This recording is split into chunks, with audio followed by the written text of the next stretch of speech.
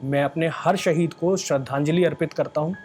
उनकी वजह से आज हम यहाँ पे बैठ के आज आपके सामने ये बात भी कर पा रहे हैं, क्योंकि हमें मालूम है कि हमें सीमा का ख्याल नहीं रखना। नमस्कार। आज आप लोगों के रूबरू आने का सिर्फ एक मोटिव है, बॉयकॉट चाइना मुहिम। इस मुहिम के बारे में काफ़ी पढ़ रहा हूँ, काफ़ी देख रहा हूँ, मैंने वीडियोस वगैरह भी देखे, जिसमें एक काफ़ी अच्छे इंसान ने आप लोगों से रिक्वेस्ट करी है कि आप चाइना के सारे प्रोडक्ट को बैन करिए, आने वाले समय में ज़रूर करिए। कोरोना वायरस जो आज हमारे लिए सबसे बड़ा सवाल बन के हमारे सर पे बैठा हुआ है, ये किसका पैदा किया हुआ है। आज जब हम आपसे रिक्वेस्ट करने आते हैं कि चाइना प्रोडक्ट को बैन कीजिए, तो सबसे पहली जो चीज़ हम करते हैं वो ये करते हैं कि हम आपको समझाते हैं, कहते हैं कि आपको किसी भी तरीके की चाइना प्रोडक्ट को यूज़ नहीं करना है, जो कि एक बहुत अच्छी मुहिम है। मगर जब हम बात करते हैं कि अगर आप चाइना प्रोडक्ट को बैन कर रहे हैं, तो इसका ये मतलब नहीं होता कि आप अपने घरों से जितने भी चाइनीज़ प्रोडक्ट थे उनको भी बाहर निकाल के फेंक दें। आपके घरों में जितने भी इलेक्ट्रिकल प्रोडक्ट हैं, उन सब में कहीं ना कहीं चाइना का इन्वॉल्वमेंट हमेशा से रहा है, चाहे वो छोटी छोटी चीज़ों में हो, चाहे बड़ी बड़ी चीज़ों में। जब एक समृद्ध आदमी से ये कहा जाता है कि आप चाइना के किसी भी प्रोडक्ट को बैन कीजिए, तो ये बहुत ही पॉसिबल सी बात है कि वो आराम से आगे बढ़ के उन सब चीज़ों को बैन भी कर सकते हैं और उनके घरों में जो पहले से ही चाइना प्रोडक्ट हैं उनको भी हटा सकते हैं। मगर जब एक मिडिल क्लास फैमिली या उससे नीचे की फैमिली, जिसने अपनी गृहस्थी में बहुत छोटी छोटी चीज़ें बहुत ही कम पैसों से बनाई है, तो वहाँ से हम चाइना प्रोडक्ट को अगर ये कहते हैं कि नहीं, इस मुहिम का हिस्सा बनने के लिए आपको पहले उन सबको बाहर करना पड़ेगा और फिर आप इस मुहिम का हिस्सा हैं, वो पॉसिबल नहीं है। जब हम बात करते हैं कि चाइना को हमें क्यों बैन करना चाहिए, क्या उसके पीछे हमारा कोई मकसद है? हाँ, उसके पीछे हमारा मकसद है। आपको पता होगा कि कहीं ना कहीं 70 रुपये, 150 रुपये, 200 रुपये में एक गोली, एक कारतूस आप कहीं से भी मुहैया करा सकते हैं। और यही कर रहा है हमारा पड़ोसी मुल्क। जब हम उनमें कोई भी पैसा अपना लगाते हैं, तो उस पैसे को वो अपनी डिफेंस में यूज़ करते हैं, क्योंकि यही तो एक बजट होता है। हमारी ही दी हुई गोली से हमारे ही जवान शहीद हो रहे हैं।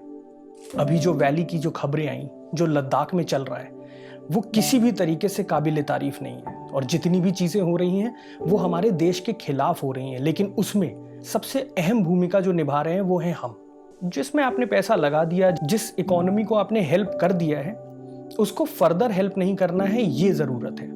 आगे जब भी आप किसी भी चीज़ को खरीदते हैं, तो आपको बस नोटिस ये करना है कि उस पर मेड इन चाइना का टैग या फिर किसी भी तरीके का टैग। और हम तो ये कह रहे हैं, जब हम आत्मनिर्भर की बात करते हैं, तो हम तो ये भी नहीं कहते कि आप किसी भी प्रोडक्ट को लीजिए, क्योंकि सबसे बड़ा प्रोडक्ट एप्पल है आज। एप्पल का प्रोडक्ट आपको मालूम है कि वो अमेरिका से आयात होता है और फिर हमारे यहाँ आता है। उसमें भी कहीं ना कहीं चाइना का कोई पार्ट दिया होता है, क्योंकि चाइना एक समृद्ध इंफ्रास्ट्रक्चर के साथ सबको मौका देती है कि वहां पे वो बिजनेस कर सके। और आज जब एक कयास चल रही है, जितनी भी बड़ी कंपनियां हैं वो अब मूवमेंट लेना चाहती हैं, चाइना से हटना चाहती हैं। उसका मकसद कोई हेट्रेड नहीं है, उसका मकसद सिर्फ इतना है कि जहां पे आप इंफ्रास्ट्रक्चर प्रोवाइड करा सकते हैं, एक कंपनी बढ़ सकती है। अगर कल को, जो कि अभी पॉसिबल नहीं है, क्योंकि कोरोना वायरस एक ऐसा खतरा बन के निकला है जिसपे हम विजय तो छोड़िए, हम इसके साथ डील भी नहीं कर सकते। हमें सिर्फ इससे बचना है। और जब एक बैन चाइना वाली मुहिम को मैं देखता हूं, तो मुझे ये लगता है कि इसमें कहीं ना कहीं कमियां आनी स्वाभाविक है। उसका रीजन ये है कि जब हमारी जान पे बनाई और हमें अपने घर में रह के अपनी जान को बचाना था, तब भी हम बाहर निकल के सारी चीज़ें कर रहे थे। जब लॉकडाउन के दौरान हमें कहा गया हमें अपने घरों में रहना है, अपने आप को बचाना है, हम बचाते रहे। आज हमारा लॉकडाउन धीरे धीरे अनलॉक 1 की तरफ जा रहा है और उतनी तेज़ी से हमारे केसेस बढ़ रहे हैं। और किसी भी कंपनी के लिए सबसे बड़ा मायने रखता है कि जिस भी जगह वो इन्वेस्टमेंट करने जा रही है, वहाँ का इंफ्रास्ट्रक्चर तो बहुत ज़रूरी है ही, मगर वहाँ की हेल्थ सबसे ज़्यादा ज़रूरी है। क्योंकि एक कंपनी जो एस्टैब्लिश होती है और उसके बाद उनके हेल्थ पे अगर बात आ जाती है, तो उनकी ग्रोथ का पैरामीटर ऊपर ना जाके नीचे जाता है। अगर कोई भी कंपनी किसी भी देश में जाना चाहती है, चाहे वो भले ही इंडिया आना चाहती हो, उसका रीज़न ये नहीं है कि हम इंडिया और चाइना एक ऐसी सिचुएशन में आज पहुंच गए हैं जहां पे हमारी शत्रुता ज़्यादा बढ़ गई है, मगर हमारी शत्रुता के कारण कोई कंपनी हमारे पास नहीं आ रही है। वो इसलिए आ रही है क्योंकि जब हम बात करते हैं अपने देश की, तो हमारे देश में लेबर कॉस्ट सबसे कम है कंपेयर टू किसी भी देश के। यही सबसे खास बनाता है इस देश को कि यहाँ पे हर कंपनी इन्वेस्ट करने की सोचती है। दूसरी, हमारी आबादी, जिसकी वजह से हम इतनी परेशानियों में हैं और उस परेशानियों का हल हमेशा निकाला जा रहा है, चाहे वो परिवार नियंत्रण का कह लीजिए। हमारी आबादी जो 130 करोड़ की है, अगर वहाँ कोई कंपनी अपना प्रोडक्ट बेचती है या बना के बेचती है, 5% जनता पे भी अपना स्वामित्व स्थापित कर लेती है, तो आपको ये पता होना चाहिए कि एक कंपनी के सक्सेसफुल होने के लिए इससे ज़्यादा ज़रूरत किसी की नहीं होगी। और ये हमारे देश की सबसे घनत्व आबादी का कारण हो सकता है। हमारी एक बहुत बड़ी प्रॉब्लम भी है कि हमारे यहाँ भ्रष्टाचार पे कोई नियंत्रण नहीं हो पा रहा है, जो किसी सरकार का फेलियर नहीं है, वो हमारा और आपका फेलियर है। क्योंकि हमने आज तक अपने कामों को अच्छे से करने के लिए या शायद ईजी बनाने के लिए हम भी 50 रुपए से लेके 500 रुपए, 500 रुपए से लेके 5000 और 5000 से लेके 5 लाख रुपए तक देने के लिए आमादा रहते हैं। क्योंकि हमें अपने शारीरिक कष्ट को बचाना है, अपने मानसिक द्वंद्व से निकलना है। तो हमारे पास यही तरीका है, या शायद इस तरीके को ही हमारा सबसे पहला इन्वायरमेंट बना दिया गया है। भ्रष्टाचार होने के कारण बहुत सारी कंपनीज को यहाँ आने में प्रॉब्लम भी महसूस होगी। यहाँ पे आके इंफ्रास्ट्रक्चर को स्थापित करना है, और उस स्थापना में सबसे बड़ी ज़रूरत होती है लैंड की, सपोर्ट की। तो हम भ्रष्टाचार से हम भी दुखी हैं और कोई कंपनी भी आगे चल के दुखी हो सकती है। हमारे देश में हम डेमोक्रेसी फॉलो करते हैं। डेमोक्रेसी आपको आज़ादी इस चीज़ की देती है कि अगर आप में कभी भी प्रॉब्लम कोई भी महसूस हो रही है तो आप किसी के भी सामने इस चीज़ को बोल सकते हैं, अपना पक्ष रख सकते हैं। इवन आप सरकार के खिलाफ बोल सकते हैं, और यूट्यूब तो भरा हुआ है इससे। एक आम आदमी भी वही कर रहा है, एक कॉमेडियन भी वही कर रहा है, एक नेता भी वही कर रहा है, और कोई भी किसी भी जगह से बैठ के यही कर रहा है कि हमको सिर्फ सरकार को दोष देना है।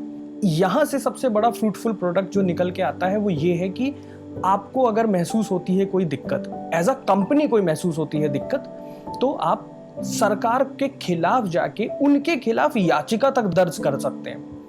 मगर ये किसी और देश में पॉसिबल नहीं है, क्योंकि कम्युनिस्ट सरकार होने के नाते हमेशा से वर्चस्व एक राजा की तरह रहा है। प्रजा कभी राजा के खिलाफ नहीं बोलती है, और हम उसी राजा वाली चीज़ों से मुक्त हैं। तो हम बहुत फेवरेबल हैं लोगों के लिए। हमें बस एक ही चीज़ समझ में आता है कि हमारी नेक्स्ट चाल जो होनी चाहिए वो होनी चाहिए हम चाइना को बैन करें। हम चाइना प्रोडक्ट को सिर्फ इसलिए बैन करें क्योंकि इस समय जो वो हमारे साथ कर रहा है वो बहुत गलत है। हमारे सैनिकों का हमारे लिए शहीद होना ये गौरवान्वित नहीं करता हमें, बल्कि हमारे ऊपर एक सबसे अहम सवाल का दाग लगा देता है कि क्या हम वो जो गोली से मर रहे हैं उनके लिए हम ही ये सब कर रहे हैं। जो सैनिक हमारे लिए शहीद हो रहे हैं बॉर्डर पे हमारी रक्षा करते हुए, क्या उनकी रक्षा के लिए हम छोटे छोटे कदम नहीं उठा सकते?